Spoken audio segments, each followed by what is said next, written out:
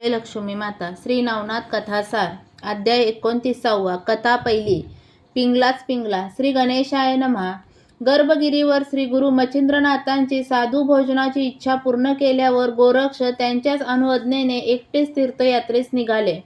अनेक पवित्र स्थानांना भेटी दिल्यानंतर ते श्री दत्तप्रभूंच्या दर्शनासाठी गिरनार पर्वतावर गेले. त्यांना पाहून दत्तात्रयांना खूप आनंद झाला. त्यांनी त्यांचे प्रेमपूर्वक स्वागत केले. मच्छिंद्रनाथांचे कुशल वृत्त विचारले आणि म्हणाले, वत्स, तुम्हाला माझे एक महत्त्वाचे काम करायचे आहे. भर्तरी नावाचे माझे दुसरे एक शिष्य अवंती नगरीत आहेत. ते 12 वर्षांपासून स्मशानात राहून आपली पत्नी पिंगला हिच्यासाठी शोक करत आहेत. तिचाच ध्यास घेऊन झाडपाला खाऊन जगत आहेत. त्यांना युक्तीने शोकमुक्त करा. मागे अनुग्रह देतानाच मी सर्व वैभव सोडून शुद्ध मार्गाने जाईन असे त्यांनी मला वचन दिले आहे आणि त्यावेळी त्यांनी मागून घेतलेली मुदतही आता पूर्ण झाली आहे. त्यानंतर त्यांनी भर्तरींच्या जन्मापासूनची सर्व हकीकत त्यांना कथन केली. ती ऐकून गोरक्ष अचंबित झाले. त्यांनी भर्तरींची जबाबदारी स्वीकारली. मग श्रीगुरूंना नमस्कार करून व त्यांचा आशीर्वाद घेऊन ते निघाले. त्यांनी वान्नास्त्राचा मंत्र म्हणून मस्तकी भस्म लावले आणि 50 योजनेचे अंतर कापून ते त्वरेने अवंतीस पोचले. तेथे स्मशानात जाऊन भर्तरींचे अवलोकन करू लागले. त्या समयी पत्नीच्या वियोगापुढे ज्यांना स्वतःचीही पर्वा नाही त्यांना शाब्दिक उपदेश करण्यात काहीच अर्थ नाही हे त्यांच्या लक्षात आले. ते स्वतःशीच विचार करू लागले. कारल्याच्या वेलाला साखरेचे आळे केले तरी ते गोड होत नाही, त्याप्रमाणे भर्तरी सहजासहजी ताळ्यावर येतील असे वाटत नाही. त्यासाठी युक्तीचाच अवलंब करावा लागेल. मग ते तेथे थांबलेच नाही. त्यांनी कुंभारवाड्यात जाऊन एक मडके विकत घेतले. त्यावर चित्रविचित्र रंगकाम करून ते चांगले सुशोभित केले. त्याला बाटली असे नाव ठेवले. ते घेऊन पुन्हा स्मशानात आले आणि भर्तरींकडे जात असताना ते आपल्याकडेच पाहत आहेत हे जाणून ठेचकाळून खाली पडले. त्यामुळे ते मडके फुटले. ते पाहून त्यांनी हंबरडाच फोडला. ते मडक्याची खापरे जुळवून पाहू लागले आणि ती छातीशी कवटाळून रडत रडत आक्रोश करू लागले. हाय रे दुर्दैवा, आज हे काय विपरीत घडले. माझी बाटली मेली, मला एकट्याला सोडून गेली. आता मी काय करू? तिला कोठे शोधू? तिच्या वाचून कसा जगू? माझ्या जगण्याला काही अर्थच उरला नाही. त्यांच्या ओरडण्याने ते स्मशान दणाणून गेले. तेव्हा एका दीडदमडीच्या वस्तूसाठी ते करत असलेला शोक, त्यांचे जमिनीवर गडाबडा लोळणे, ऊर बडवणे पाहून भर्तरी क्षणभर आपले दुःख विसरले. त्या वेडेपणाचे त्यांना हसूच आले. ते गोरक्षांपाशी गेले व म्हणाले, गोसावी महाराज, हा तुम्ही काय खेळ चालवला आहे? एका क्षुल्लक गोष्टीसाठी एवढा शोक कशाला? वस्तूच ती आज ना उद्या फुटणारच. त्यावर गोरक्ष म्हणाले, तुम्हाला बोलायला काय जाते? पण ज्याचे जळते त्यालाच कळते. इतरांना त्याचे काय? ती बाटली मला प्राणाहून प्रिय होती. आता तुम्हीच नाही का पिंगलेसाठी या स्मशानवाटीत रडत बसला आहात? जन्माला येणारा प्रत्येक जण कोणत्या ना कोणत्या निमित्ताने आज ना उद्या मरणारच आहे. हे माहीत असूनही तुम्ही स्वतःला का सावरू शकत नाही? तुम्ही तिच्यासाठी का झुरत आहात? ते म्हणाले, अहो, तुम्हाला काही अक्कल आहे का? एका हाडामांसाच्या स्त्रीची एका मातीच्या मडक्याशी कशी तुलना करता? पिंगला माझी पत्नी होती. तिचे माझ्यावर जीवापाड प्रेम होते. तरीही मीच तिचा घात केला. या दुःखापुढे तुमचे दुःख ते काय? अशी हजारो मडकी मी तुम्हाला क्षणात आणून देऊ शकतो, पण माझी पिंगला तशी परत येणार आहे का? नाथजी म्हणाली, तुमच्या पिंगलेबरोबर माझ्या बाटलीची तुलना करू नका. मनात आणले तर मी तिच्यासारख्या लक्षावधी पिंगला निर्माण करू शकतो, पण माझ्या बाटलीसारखी बाटली पुन्हा मिळणे नाही. ते ऐकून भर्तरी इरेला पेटले. गोरक्षांच्या बोलण्यात काही तथ्य नाही याची त्यांना खात्री होती. ते म्हणाले, उगाच फुशारका मारू नका. नाथजी म्हणाले, मी वल्गना करत नाही. मी हजारो पिंगला उत्पन्न करून दाखवतो. तुम्ही काय पैज लावता बोला. ते म्हणाले, तसे झाले तर हा भर्तरी अवंतीचा युवराज तुम्हाला संपूर्ण राज्य देईल आणि तुमच्याकडून तसे झाले नाही तर तुम्ही सहस्त्रजन्म नरकात खितपत पडाल. नाथजी म्हणाले, मान्य आहे, पण या पैजेला साक्षी कोण? ते म्हणाले, ही पंचमहाभूते, स्वर्ग, पाताळ आणि येथील पशुपक्षी माझ्या वचनाची साक्ष देतील. ते ऐकून गोरक्षांचे समाधान झाले. आपले वचन पूर्ण करण्यासाठी त्यांनी पिंगलेचे नाव घेऊन भस्मावर कामिनी अस्त्राचा मंत्र म्हटला आणि ते आकाशाकडे भिरकावले. तर काय आश्चर्य! स्वर्गातून गगनमार्गे लक्षावधी पिंगला खाली उतरल्या आणि भर्तरींना वेढून उभ्या राहिल्या. ते पाहून त्यांच्या डोळ्यावर विश्वासच बसेना. हे स्वप्न आहे की सत्य असा त्यांना संभ्रम निर्माण झाला. त्यांनी एकेकीला शेजारी बसवून गुप्त खुणेच्या गोष्टी विचारल्या. त्या पिंगलांनी त्यांच्या सर्व प्रश्नांची अचूक उत्तरे दिली. मग त्यातील एक पिंगला म्हणाली, प्राणनाथ, माझ्या मृत्यूने तुम्हाला दुःख होणे स्वाभाविक होते, पण त्यासाठी स्वतःला 12 वर्षे कष्ट होऊन तुम्हाला काय लाभ झाला? तसेच आज मी तुमच्याबरोबर राहिले तरी पुढे केव्हा तरी मरायचेच आहे, म्हणून या अश्वश्वाताच्या मागे लागू नका. मोक्षमार्गाचा अवलंब करून स्वहित साता आपल्या जन्माचे सार्थक करून घ्या. ते ऐकून त्यांचे डोळे उघडले. आज यांच्यामुळेच आपल्याला पिंगलेची भेट झाली असा विचार करून ते गोरक्षांना वंदन करण्यासाठी वाकले. तेव्हा त्यांनी आदरपूर्वक त्यांचा हात धरला आणि माझे गुरु मच्छिंद्रनाथ व तुम्ही दत्तप्रभूंचे शिष्य आहात, माझ्या गुरूंचे गुरुबंधू म्हणून तुम्ही मला गुरुस्थानीच आहात असे म्हणून त्यांना नमस्कार केला. मग ते म्हणाले, आता सांगा, तुम्हाला पिंगलेसह संसार करून राज्यसुख भोगायचे आहे की सर्व कामनांचा त्याग करून वैराग्याचा अवलंब करायचा आहे? ते म्हणाले, मी पिंगलेसाठी 12 वर्षे तळमळत काढली. विरह व्याकुळ होऊन ब्रह्मिष्ठासारखा होऊन राहिलो, पण मला तिचे नखही दृष्टीस पडले नाही. पण तुम्ही मात्र क्षणार्धात शस्त्रवधी पिंगला निर्माण करून दाखवल्यात. यावरून माझ्या राज्यपदापेक्षा तुमचे योग वैभव श्रेष्ठ आहे हे पूर्णपणे ध्यानात आले आहे. पूर्वी दत्तप्रभूंची भेट होऊनही या नश्वर संसारात मी वेड्यासारखा गुंतलो, पण आता चुकणार नाही. आता मीही तुमच्याप्रमाणेच योगाभ्यास करीन. तेव्हा त्यांचा मनोनिश्चय पाहण्यासाठी गोरक्ष म्हणाले, अहो हे काय, आजपर्यंत पिंगला पिंगला करत होतात आणि आता इतक्या पिंगला मिळाल्या असताना सुखाने संसार करायचा सोडून वैराग्याचा कसला विचार करता? तेव्हा त्यांच्या बोलण्यातील रोख लक्षात घेऊन भर्तरी म्हणाले, गोसावी महाराज, आता संसाराची वार्ताच नको. एकीकरिता एवढे दुःख भोगले, आता आणखी दुःख भोगण्याची इच्छा नाही. तुम्ही या पिंगलांना नाहीशा करा आणि राज्यवैभवाचा स्वीकार करून मला वचनातून मुक्त करा. तसाच आणखीन एक उपकार करा, मला दत्तप्रभूंच्या चरणावर घाला. ते ऐकून नाथजींना परम संतोष वाटला. त्यांनी सर्व पिंगला अदृश्य केल्या आणि त्यांचा हात धरून नगराकडे निघाले. कथा दुसरी. गोरक्षाने भर्तरींना जती दीक्षा दिली. त्या समयी भर्तरींना आलेले पाहून नगरजनांना अत्यानंद झाला. विक्रमालाही खूप बरे वाटले. त्याने गोरक्षांचा आदर सत्कार केला व म्हणाला, महाराज, आपण कोणत्या उपायाने यांना ताळ्यावर आणलेत? मी तर आशाच सोडली होती, पण तुमच्या कृपेने माझे बंधू परत मिळाले. तेव्हा त्यांनी सर्व हकीकत सांगितली. ती ऐकून तो थक्क झाला. त्याने त्यांची स्तुती केली व म्हणाला, नाथजी, तुम्ही 6 महिने तरी येथे राहा. तुम्ही येथे राहिलात तर यांच्या पथ्य पाण्यावर, औषधोपचारांवर नीट लक्ष देता येईल. मलाही तुमची संगत घडेल. हे बरे झाल्यावर तुम्ही यांना घेऊन जा. त्यावर त्यांनी उत्तर दिले, राजा, तुझी आपुलकी मला कळते, पण माणसाचे मन कधी पालटेल काही सांगता येत नाही. म्हणून यांच्या मनात विरक्ती आहे, तोच यांना नेले पाहिजे. ते म्हणणे त्यालाही पटले. इकडे भर्तरी गोरक्षांबरोबर निघून जाणार हे कळताच त्यांच्या भार्यांच्या आनंदावर विरजण पडले. त्यांनी नाथजींच्या नावाने बोटे मोडली व रडून एकच आकांत केला.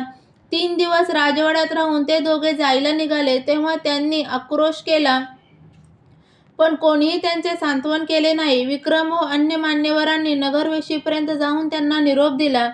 काही अंतर गेल्यावर गोरक्ष भर्तरींना म्हणाले, या समयी तुमच्या मनात नेमके काय आहे?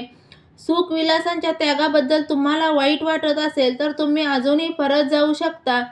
ते म्हणाले, आता तो परपंच नकोच. मी पाशमुक्त झालो आहे. मला दत्तप्रभूंच्या चरणावर घाला. तेव्हा त्यांचा दृढ निश्चय पाहून गोरक्षांनी त्यांना जतीची दीक्षा दिली. आपली शैली, शिंगी, कंथा, कुबडी, फावडी दिली. त्यांच्याकडे भिक्षेची झोळी सोपवली आणि त्यांच्या स्त्रियांकडे भिक्षा मागायला पाठवले. मग ते स्वतःही गुप्तरूपाने त्यांच्या मागोमाग गेले. अलक निरंजन असा घोष करत भर्तरी अंतपुरात प्रवेशले आणि झोळी पसरून भिक्षा मागू लागले. त्यावेळी त्यांना त्या वेशात पाहून त्यांच्या स्त्रिया हळहळल्या. त्यांना परावृत्त करण्याचा त्यांनी आटोकाट प्रयत्न केला. त्यांना अनेक प्रकारे समजावले, पण ते डगमगले नाहीत. त्यांचा तमाशा पाहून ते भयंकर संतापले. हातातील कुबडी उगारून त्यांना दूर लोटले आणि नाथजींकडे परत आले. तेव्हा मात्र त्यांची संसार आसक्ती पूर्ण नाहीशी झाली आहे याची त्यांना खात्री पटली. विक्रमाचा निरोप घेऊन त्यांनी पुढचा रस्ता धरला. त्यानेही भावजयांचे सांत्वन केले आणि पूर्वीप्रमाणेच त्यांचा प्रतिपाळ करू लागला. 12 वर्षांच्या हालअपेष्टा व कुपोषणामुळे भर्तरी खूपच अशक्त झाले होते. त्यांना सारखी धाप लागत होती. म्हणून नाथजींनी शक्तिमंत्राने भारलेले भस्म त्यांच्या भाळी लावले. त्यायोगे आरोग्यप्राप्ती होऊन ते पुन्हा पुष्ट व उत्साही झाले. मग त्यांनी व्यानास्त्राच्या साहाय्याने त्यांना त्वरेने गिरनार पर्वतावर नेले. तेथे दत्तप्रभूंचे दर्शन घेऊन त्यांना नमस्कार केला. त्यांनीही त्यांची आपुलकीने विचारपूस केली आणि कार्यसिद्धी केली म्हणून त्यांना शाबासकी दिली. त्यामुळे त्यांना धन्य वाटले. त्यांनी भर्तरींच्या संबंधित सर्व वृत्त सांगितले. त्यावेळी गोरक्षनाथांमुळेच आपल्याला दत्तात्रयांचा सहवास लाभला म्हणून भर्तरींच्या मनात त्यांच्याबद्दल अधिकच प्रेम दाटून आले. अध्याय 29 समाप्त. अध्याय 30. कथा पहिली. भर्तरींचा विद्याभ्यास. श्री गणेशाय नमः. गिरनार पर्वतावर 3 दिवस वास्तव्य करून गोरक्षांनी दत्तप्रभूंकडे गर्भगिरीवर जाण्याची आज्ञा मागितली. तेव्हा त्यांना निरोप देताना श्री गुरूंनी पुढे सवड मिळाली की मच्छिंद्रनाथांना माझ्या भेटीस घेऊन या असे सांगितले. ते मान्य करून ते मार्गस्थ झाले. गोरक्ष निघून गेल्यावर दत्तप्रभूंनी भर्तरींना नाथपंथांची दीक्षा दिली. आपला वरदहस्त त्यांच्या मस्तकावर ठेवून त्यांना चिरंजीव केले. त्यांना अनेक कला, विद्या व शास्त्रे शिकवली. शास्त्रांबरोबरच वाताकर्षणादी समस्त अस्त्रांचे ज्ञान दिले. शाबरी विद्येत निष्णात केले. त्यानंतर त्यांना नाग अश्वस्थाकडे पाठवले. त्यांनी तेथे जाऊन त्यावरील सर्व दैवते परिश्रमपूर्वक प्रसन्न करून घेतली. ती कार्यसिद्धी झाल्यावर दत्तप्रभूंनी त्यांना बद्रिकाश्रमास तपश्चर्येस बसवले आणि आपल्या मूळ स्थानी परतले. कथा दुसरी. चौरंगीचे पूर्ववृत्त. इकडे गोरक्ष गर्भगिरीवर आले. त्यांनी मच्छिंद्रनाथांना वंदन करून आपल्या प्रवासाचा वृत्तांत कथन केला व दत्तात्रयांचा निरोपही सांगितला. त्यांच्या मनातही श्रीगुरूंना भेटण्याची इच्छा होती म्हणून काही दिवसांनी ते गुरुशिष्य गिरनारकडे निघाले. प्रवासात विदर्भ देशातून जात असताना ते कौंडिण्यपुरास आले. तेथे भिक्षा मागत असताना ते एका चौकात आले. त्या ठिकाणी एक राजबिंडा तरुण हातपाय तोडलेल्या अवस्थेत वेदनांनी तडफडत असलेला दिसला. त्यांनी त्याच्याविषयी विचारणा केली असता लोकांनी हे राजा शशांगराचे पुत्र कृष्णागर असून यांच्या संतापलेल्या पित्यानेच हे भयंकर कृत्य केले आहे असे सांगितले. त्यांचा पूर्ववृत्तांत असा आहे. शशांगराला बरीच वर्षे मूलबाळ नव्हते म्हणून त्याला कशातच रस वाटत नसे. त्याची पत्नी मंदाकिनी मोठी धीराची स्त्री होती. आपल्या पतीला निराशेच्या गर्तेतून बाहेर काढण्यासाठी ती सतत प्रयत्नशील असे. ती त्याला प्रेमाने समजवायची. तुम्ही संततीची चिंता सोडून द्या, दुसऱ्या कार्यात मन रमवा असे सांगायची. पण त्याचे समाधान होत नव्हते. त्याचा पुत्रप्राप्तीचा ध्यास वाढतच होता. एके दिवशी खूपच उदास वाटू लागले. तेव्हा भगवान शंकरांची तीव्र आराधना करून काही साध्य होते का पाहावे असा विचार करून त्याने आपला राज्यकारभार मंत्र्यांकडे दिला आणि सपत्नीस रामेश्वराकडे निघाला. प्रवास करत तो कृष्णा तुंगभद्रा यांच्या संगमावर आला. तेथील मुक्कामी भगवान शंकरांनी त्याला स्वप्न दृष्टांत दिला. म्हणाले, राजा, तुझी चिंता मी जाणतो. तुला येथेच पुत्रप्राप्ती होईल. या संगमावर मी पार्वतींसह वास्तव्य करून आहे. तू येथेच राहून आमची नित्य पूजा कर. त्या उपासनेने तुझ्या सर्व इच्छा पूर्ण होतील. त्या स्वप्नाने त्याला दिलासा मिळाला. दुसऱ्या दिवशी सकाळी तो संगमावर गेला. तेथे काळजीपूर्वक शोध घेतला तेव्हा मित्रदोहात एक जुनाट शिवलिंग सापडले. त्याने त्याची प्राण प्रतिष्ठा केली. त्याच्या सेवेसाठी पुजाऱ्याची नेमणूक केली आणि शिवजींची सेवा करत तो स्वतःही तेथेच राहिला. लोक त्या स्थानाला संगमेश्वर म्हणू लागले. हळूहळू त्या स्थानाची महती वाढू लागली तशी भाविकांची गर्दीही वाढू लागली. त्या संगमापासून जवळच भद्रसंगम गावी मित्राचार्य व शरयू नामक दाम्पत्य राहत होते. त्यांनाही मूलबाळ नव्हते म्हणून संतती प्राप्तीसाठी ती उभयंता संगमेश्वराची आराधना करू लागली. अशा प्रकारे शशांगर राजा आणि मित्राचार्य विप्र शिव आराधनेत कालक्रमणा करत असताना कैलासावर एक विलक्षण प्रकार घडला. एके दिवशी भगवान शंकर आपल्या दिव्य सभेत गणांसह बसले असताना उपस्थितांचे मनोरंजन करण्यासाठी त्यांनी सुरोचना अप्सरेला पाचारण केले. ते नृत्य करत असताना शिवजींचे अनुपम रूप पाहून ती मोहित झाली. तिच्या मनात त्यांच्याशी अंगसंग करावा अशी प्रखर कामवासना उद्भवली. त्या विचार कल्लोळामुळे तिच्याकडून सारख्या चुका होऊ लागल्या. तालासुरांचा व नृत्यमृदांचा समन्वय बिघडला. तेव्हा तिची अवस्था पाहून शिवजींनी तिला थांबवले व म्हणाले, सुरोचने, भर सभेत इतरांचे रंजन करताना तू मनाने भ्रष्ट झालीस म्हणून भूलोकात जाशील. तेथे कृष्णा तुंगभद्रेच्या संगमाजवळील भद्रसंगम गावी मित्राचार्य व शरयू यांच्या दाम्पत्याच्या पोटी कन्यारूपाने जन्म घेशील. तो शाप ऐकून आपण स्वर्गच्युत होणार म्हणून तिला अतिशय दुःख झाले. तिने त्यांची स्तुती केली आणि घडलेल्या प्रमादाबद्दल क्षमा मागून उशाप द्या अशी विनंती केली. तेव्हा ते म्हणाले, तू माझी भक्ती कर, त्यावेळी मी स्वतः प्रकट होऊन तुला स्पर्श करीन. त्या स्पर्शाने शापमुक्त होऊन तू पुन्हा स्वर्गात येशील. उशाप मिळताच सुरोचनेने भूलोकी येऊन शरयूच्या उदरात प्रवेश केला. यथावकाश प्रसूत होऊन तिने एका कन्येला जन्म दिला. तिचे नाव कंदबा. ती अतिशय सुंदर होती. ती 12 वर्षांची झाल्यावर मित्राचार्याने तिच्यासाठी अनुरूप वर शोधण्यास प्रारंभ केला. तसे पाहता ती स्वतःच्या विवाहाविषयी फारशी उत्सुक नव्हती. ती नित्यनेमाने शिवोपासना करत असे आणि शिवस्मरणाशिवाय तिला दुसरे काही रुचतच नसे. एके दिवशी ती एकटी संगमेश्वराच्या दर्शनास गेली असताना भगवान रुद्र तिच्यासाठी स्वतः प्रकट झाले. त्यांना पाहून ती चकित झाली, पण तिला पाहून ते मात्र कामविव्हल झाले आणि तिला धरण्यासाठी पुढे सरसावले. त्यामुळे ती फारच भयभीत झाली. तिने तेथून पळ काढला. तेव्हा तेही तिच्या मागे धावले. काही अंतरावर त्यांनी तिला गाठले व तिचा हात धरला. त्या स्पर्शाने तिच्या रूपातील सुरोचना शापमुक्त होऊन स्वर्गलोकी निघून गेली. तिच्या जाण्याने त्यांचा भेद फसला. तरी वीर्यपात झालेच. ते अमोघ शिववीर्य कृष्णेच्या प्रवाहात पडले. इकडे नदीवर गेलेल्या शशांगराने स्नान झाल्यावर सूर्याला अर्घ्य देण्यासाठी कृष्णेचे पाणी आपल्या ओंजळीत घेतले. तेव्हा ते वीर्य त्याच्या हातात आले. त्यावेळी मानवी देहाचा स्पर्श होताच त्या वीर्यापासून त्याच्या ओंजळीत एक देदीप्यमान सुंदर बालक उत्पन्न झाले. त्या शिशूला पाहून त्याला मोठे आश्चर्य वाटले आणि पूर्वीच्या दृष्टांताची आठवण झाली. त्या समयी आपल्यावर सेवेकर प्रसन्न झालेल्या शिवप्रभूंनी या अयोनी संभव पुत्र प्रसादरूपाने दिला म्हणून तो अत्यानंदाने डोलू लागला. त्याने त्या बाळाला मुक्कामी नेले. त्याला मंदाकिनीकडे देऊन तिला सर्व हकीकत सांगितली. तेव्हा तिचाही आनंद गगनात मावेना. तिने त्याला वात्सल्याने हृदयाशी धरले. तेव्हा त्याच्या दिव्य स्पर्शाने तिला पाहणा फुटला. तिने त्याला दूध पाजले आणि कौतुकाने न्हाऊमाखू घातले. संगमेश्वराच्या कृपेने राजा व राणी कृतकृत्य झाली. कृष्णा नदीत सापडला म्हणून त्याचे नाव कृष्णागर असे नामकरण केले आणि काही दिवसांनी त्याच्यासह कौंडिण्यपुरास परतले. मातापित्याच्या प्रेमळ छत्रछायेखाली कृष्णागर लहानाचे मोठे होऊ लागले. ते 12 वर्षांचे झाले तेव्हा शशांगराने त्यांच्यासाठी मुली पाहण्यास सुरुवात केली. त्याने सुलक्षणी कन्येच्या शोधार्थ आपली महत्त्वाची माणसे देशोदेशी धाडली. पण कृष्णागर इतके देखणे होते की त्यांना साजेशी जोडीदारी मिळणे कठीण होऊन बसले. त्यामुळे त्यांचा विवाह लांबणीवर पडला.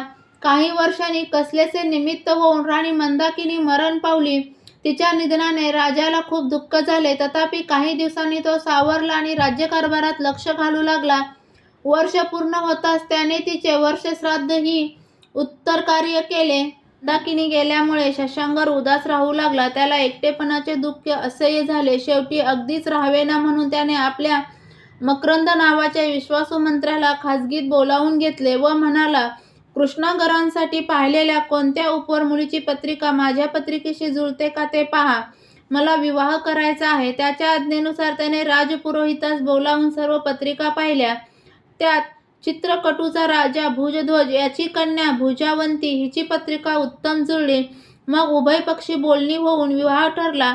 पुढे एका शुभमुहूर्तावर शशांगर व भुजवंतीचे लग्न झाले. हा विवाह सोहळा चित्रकूटात धूमधडाक्यात संपन्न झाला. त्यावेळी भुजावंती 13 वर्षाची तर कृष्णागर 17 वर्षांचे होते. शशांगर आपल्या दुसऱ्या पत्नीचे खूप कौतुक करत असे. तिचे सर्व लाड पुरवत असे. त्याने तिच्यासाठी एकांतस्थानी एक सुंदर महाली बांधला होता. आपल्याला एक सावत्र मुलगा आहे हे तिला ऐकून माहीत होते, पण तिने त्याला पाहिले नव्हते. पुढे काही महिन्यांनी शशांगर शिकारीला गेला असताना भुजवंती महालात एकटीच होती. सहजच तिचे लक्ष कृष्णागरांच्या महलाकडे गेले. त्यावेळी ते पतंग उडवण्यात दंग होते. त्यांचे देखणे रूप पाहून तिचे मन त्यांच्याकडे आकृष्ट झाले. विषय सुखाच्या लालसेने तिने आपल्या दासीला त्यांना बोलवण्यास पाठवले. निरोप मिळताच त्यांनी आपला पतंग सेवकाकडे दिला आणि तिच्या महालाकडे निघाले. दासीने त्यांना हेतुपुरस्सर तिच्या नयन कक्षात नेले आणि ती निघून गेली. त्यांनी तिला नमस्कार केला व म्हणाले, तुम्ही मला कशासाठी बोलावलेत? पण त्यांच्या बोलण्याकडे तिचे लक्षच नव्हते. ती त्यांचे सौंदर्य डोळ्यात साठवून घेत होती आणि कामवासनेने प्रेरित होऊन त्यांच्या मिठीत घुसण्यास आसुसली होती. त्यावेळी तिच्या दृष्टीतील विकार पाहून ते चमकले. तेवढ्यात तिने एक कामुक कटाक्ष टाकून त्यांच्याकडे शरीर सुखाची मागणी केली. ती ऐकून त्यांना धक्काच बसला. पण त्याही अवस्थेत त्यांनी स्वतःला सावरले आणि कसलीही भीड न बाळगता तिची कान उघडणी केली. म्हणाले, तुम्ही माझी सावत्र माता आहात ना? मग हा पापी विचार तुमच्या मनात आलाच कसा? तुम्ही पशु आहात, अमंगल आहात, स्त्री जातीला कलंक आहात. छे छे, काय हा अधःपात! आणि दुसऱ्या क्षणी ते तेथून निघून गेले. कृष्णागर गेल्यावर कामातुर भुजवंती एकदम भानावर आली. ते आपले सावत्र पुत्र आहेत हे तिला माहीत नव्हते. पण वस्तुस्थिती कळताच तिच्या पायाखालची वाळूच सरकली. या प्रकरणाचा त्यांनी बोभाटा केल्यास मोठा अनर्थ होईल. राजा आपला तिरस्कार करेल आणि हलाहल करून मारेल अशा अनेक कुशंकांनी तिचे मन अस्वस्थ झाले. ती घाबरली. ही दुष्कृती टाळण्यासाठी आपण आत्मघात करून घ्यावा असे विचार तिच्या मनात येऊ लागले. काही केल्या तिचे मन शांत होईना. तिने आपल्या दासीला बोलावून सर्व प्रकार तिच्या कानावर घातला. अध्याय 30 समाप्त. श्री नवनाथ कथासार यातील 29वा अध्याय. वाचनाने किंवा ऐकण्याने मिळणारी फलश्रुती म्हणजे क्षयरोग बरा होईल, त्रिविध ताप जातील.